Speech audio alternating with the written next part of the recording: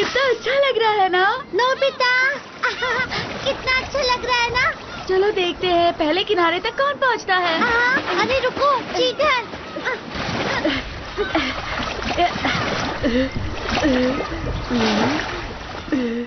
ये तुम क्या कर रहे हो नोबिता? मैं इस साल स्विम करना चाहता था डोरेमोन, तो चलो पूल चलते हैं। लेकिन पूल में तो भीड़ रहती है। समुद्र के किनारे वहाँ तो ठंड होगी ना। तुम सच में प्रैक्टिस करना चाहते हो ना? काश मैं साउथ बीच जाकर प्रैक्टिस कर सकता, वहाँ कोई नहीं होता। फिर तो मुझे तुम्हें वहाँ लेकर जाना होगा।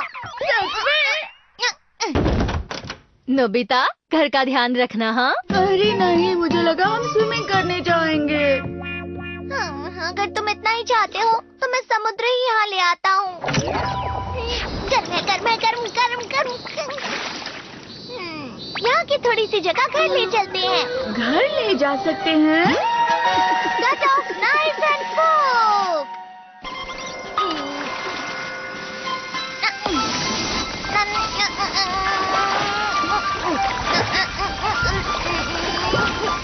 समंदर को नाइफ से काट रहे हो?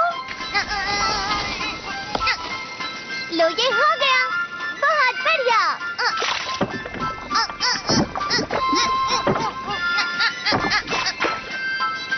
ये देखो, मैंने उठा लिया नोबिता, इस तरह से। ये तो जेली जैसे लग रहा है। लेकिन ये तो बहुत बड़ा है, एनीवे डोर से कैसे ले जा सकते हैं? स्मॉल लाइट की मदद से हम इसे छोटा बना देंगे। ये तो काफी गर्म है, इसकी रेत भी। इस बीज को सीधा यहाँ लाया गया है। ये तो बहुत बढ़िया है। क्यों है ना?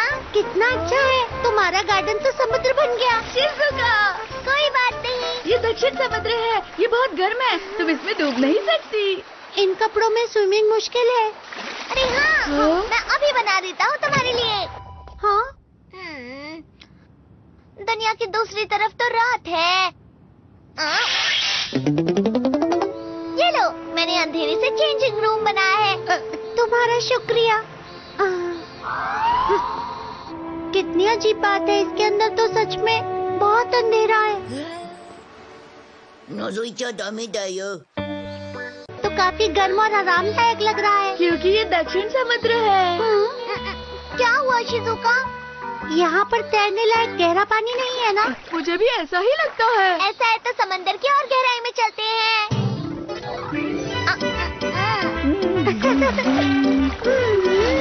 अब मैं अच्छी तरह से तैर सकती हूँ। यहाँ तो और भी अच्छा है। प्रैक्टिस का क्या हुआ नोबिता? हाँ, अच्छी चल रही है। नोबिता, चलो और प्रैक्टिस करते हैं। हाँ, ठीक है।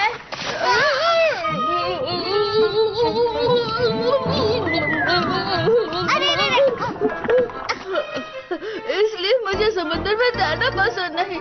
देखो जियान, नोबिता के घर में समंदर है। क्या बात है।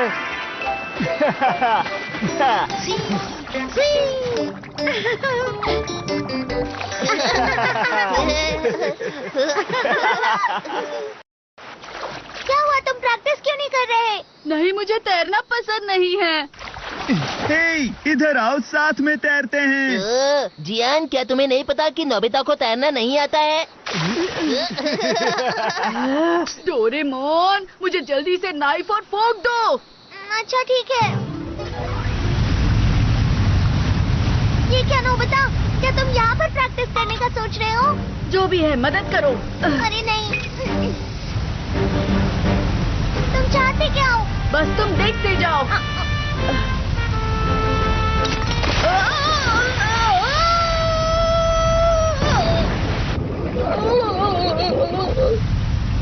जरा ध्यान से नोबिता।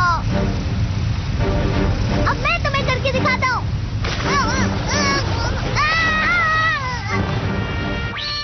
अब इसे ऐसे पकड़ो।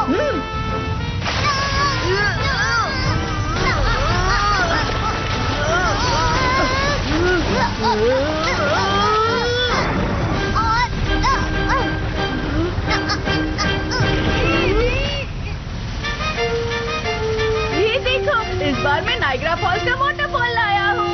तुमने तो कमाल कर दिया। तुम्हारा तो जवाब नहीं नोबिता। तुम तो यहाँ भी गिर गए नोबिता। बस अब देखती जाओ।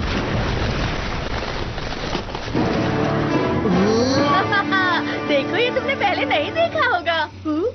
ये तुम क्या कर रहे हो नोबिता? तुम्हें तो हमारे साथ होना चाहिए ना। जो भी है नोबिता बेकार है। तुम्हें मन लगाकर तैरना चाहिए। नहीं, मुझे तैरना पसंद नहीं है। हाँ, मैं स्कीइंग करूँगा। अब मुझे सर्दियों की तैयारी करनी होगी क्योंकि मैं स्कीइंग करना चाहता हूँ।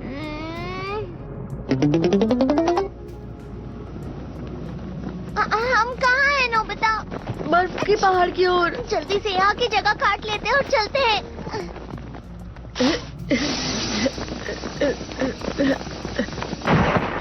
डोरेमोन, तुम्हें वहाँ से काटना चाहिए ना? हाँ?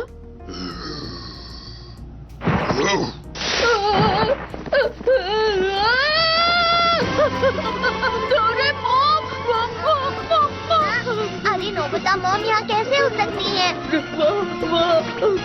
ये तो भालू है। अरे हाँ, कांटे का इस्तेमाल करो।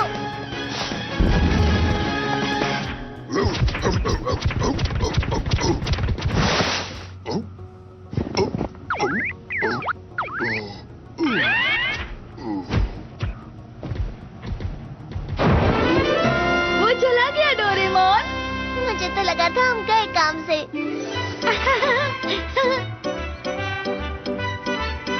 ठीक है, चलो चलें। ठीक है। याहू हू हू।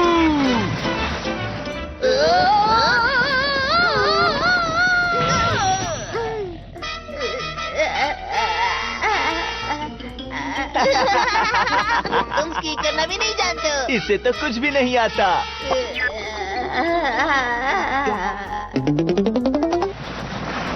चलो ना नोबिता हमारे साथ स्कीइंग करने। नहीं, मुझे स्कीइंग पसंद नहीं है। इसे तो कुछ भी नहीं पसंद। टाइटल: छाया की भिड़ंत। जागृति सीन 1। शांत जंगल। कैमरा एक घने धुंधले जंगल में घूमता है। हल्की हवा पेड़ों के बीच से गुजरती है।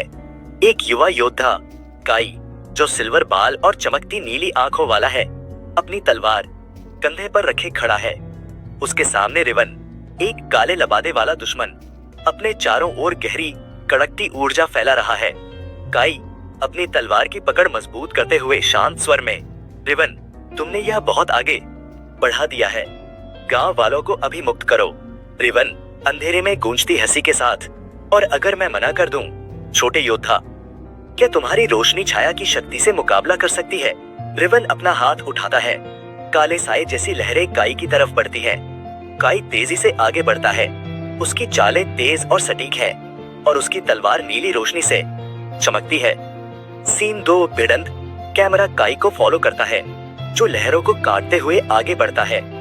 वह हवा में उछलता है, घूमता है, और अपनी तलवार से चार्ज की हुई स्लैश करता है, जिससे एक झटका लहर रिवन की ओर जाती है।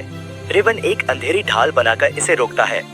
रिवन आंखें लाल होकर चमकती हुई, प्रभावशाली, लेकिन तुम्हें धुन भाग 1। साधारण शुरुआत। दृश्य एक जीवंत विश्वविद्यालय परिसर से शुरू होता है, जहां छात्र छात्राएं व्यस्त हैं। वाचक आवाज में, एक ऐसी दुनिया में जो सामान्य लगती थी, भाग्य ने कुछ अलग ही योजना बनाई थी। एक लड़का जिसका नाम आइडन है परिचय में आता है। वह एक औसत छात्र है जो अक्सर कुछ असाधारण करने के सपने देखता है, लेकिन उसमें आत्मविश्वास की कमी है। एक दिन विश्वविद्यालय के सांस्कृतिक कार्यक्रम के दौरान आइडन को एक प्राचीन और मंत्र मुग्ध करने वाली ध्वनि सुनाई देती है, जो एक पुराने भंडार कक्ष से आ रही होती है। भाग 2। खोज। आइडन जिज्ञासा से ध्वनि का पीछा करता है और पाता है कि एक बूढ़ा आदमी बंसी बाजा बजा रहा है। वह बूढ़ा आदमी बंसी को आइडन को सौंपते हुए कहता है, ये वाद्य यंत्र अपने स्वामी को खुद चुनता है, इसे बजाओ और ये तुम्हारी असली क्षमता दिखाएगा। हिचकिचाते हुए आइडन बंसी बजाता है। अचानक वो महसूस करता है कि एक शक्ति उसके अंदर प्रवाहित हो रही है। बंसी की तरंगों से पास में रखा एक बड़ा पत्थर हिलने लगता है, जिससे आइडन चौंक जाता है। भाग 3। नुकसान और वादा। बूढ़ा आदमी बताता है कि बंसी कोई साधारण वाद्य यंत्र नहीं है, इसमें प्राचीनों की शक्ति है और इसका उपयोग दुनिया की रक्षा के लिए किया जाता है। इससे पहले कि वह और कुछ समझा सके, बूढ़ा आदमी रहस्यमय तरीके से मर जाता है, जिससे आयडन सवालों में घिर जाता है। आयडन फैसला करता है कि वह बूढ़े आदमी के शब्दों का सम्मान करेगा और एक मास्टर को ढूंढेगा जो अपनी बुद्धिमत्ता और शक्ति के लिए प्रसिद्ध है, ताकि वह अपनी नई शक्ति को समझ सके और उसे नियंत्रित कर सके।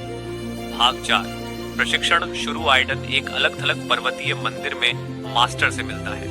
आयडन के साथ एक और छात्र है, काई, जो सामान्य है लेकिन महानता का सपना देखता है। मास्टर आयडन और काई को एक दूसरे के खिलाफ कठोर और खतरनाक प्रशिक्षण सत्रों में शामिल करता है। वह उन्हें अनुशासन, टीम वर्क और बंसी की शक्ति के रहस्यों के बारे में सिखाता है।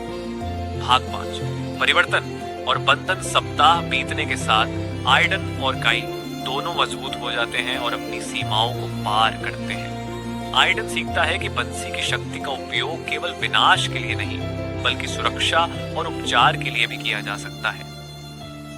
काई, हालांकि उसके पास जादुई शक्तियां नहीं है, प्राचीन युद्ध कला और हथियार तकनीकों में माहिर हो जाता है। दोनों लड़कों के बीच एक मजबूत बंधन बनता है। वे भाई जैसे हो जाते हैं और दुनिया की रक्षा के एक सामान्य लक्ष्य से जुड़े होते हैं। क्लिफहैंगर समाप्ति। एक प्रशिक्षण सत्र के दौरान एपिसोड 1 अग्नि की विरासत। समय अवधि 22 मिनट। शैली एक्शन, फैंटेसी, एडवेंचर। लक्ष्य दर्शक किशोर और वयस्क। प्रारंभिक दृश्य रात के 12 बजे, रात के 3 बजे। स्थान अश्रन सिटी, एक विशाल और जादुई शहर जहां पुरानी रहस्यमय ऊर्जा और आधुनिक तकनीक का मेल होता है। कहानी की शुरुआत एक साधारण बाजार में होती है। मुख्य पात्र परिचय अयान वेद, एक सीधा साधा लड़का जो बाजार में काम करता है। उसका सपना है एक योद्धा बनना। उसकी बहन नायरा जो हमेशा उसे प्रेरित करती है। अचानक बाजार में एक अजीब घटना होती है। आसमान लाल हो जाता है और एक अज्ञात शक्ति का प्रभाव महसूस होता है। प्रारंभिक घटना रात के 3 बजे। सुबह के 7 बजे एक छायादार व्यक्ति रैवन शहर पर हमला करता है। रैवन के साथ अजीब जीव शैडो बीस्ट होते हैं जो लोगों को डराने लगते हैं। अयान छिपने की कोशिश करता है लेकिन नायरा फंस जाती है। ट्विस्ट, अयान में अचानक से एक अजीब शक्ति जागती है। उसकी आंखें नीली चमकने लगती हैं और उसके हाथों से आग निकलने लगती है।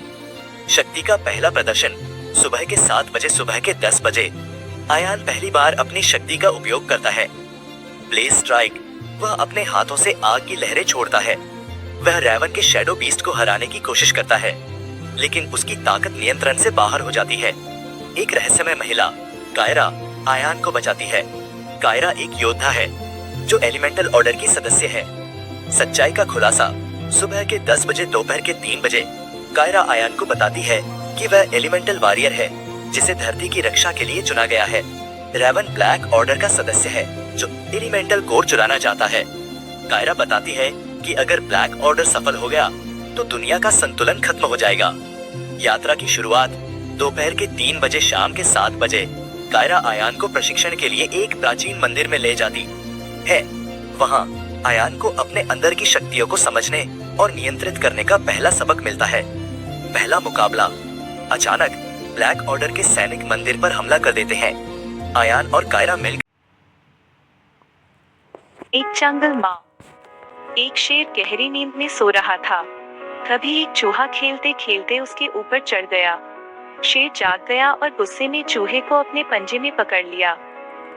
शेर ने गरजते हुए कहा, तुमने मेरी नींद खराब की, अब मैं तुम्हें खा जाऊंगा। चूहा डरते हुए बोला, मुझे माफ कर दीजिए, हो सकता है एक दिन मैं आपकी मदद कर सकूं। शेर ने हंसते हुए कहा, तुम जैसे छोटे जीव मेरी क्या मदद करोगे? लेकिन उसने चूहे को छोड़ दिया। कुछ समय बाद शेर एक शिकारी के जाल में फंस गया।